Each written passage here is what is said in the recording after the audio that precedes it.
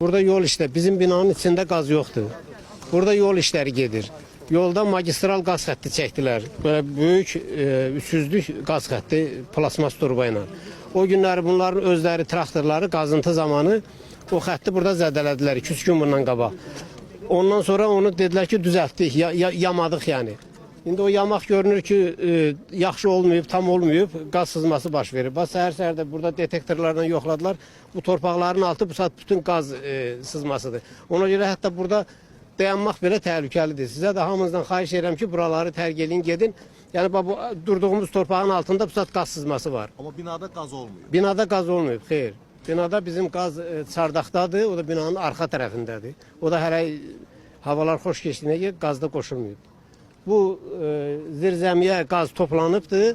Oradan da səhər-səhər işçi gəlib işığı yandıran kimi partlayış baş verir. O gördüyünüz zirzəmi isə ora.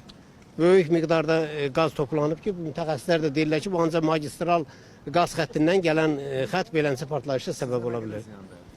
Onu dövlət orqanları müəyyənləşdirəcək, gözünüzün qabağındadır. Zərər vuranda bax bu dövlət orqanıdır. Bax yol belə məsuliyyətsiz işlər görürsə necə görürlər. Mən binanın sahibiyəm, Əbülfət Əliyev.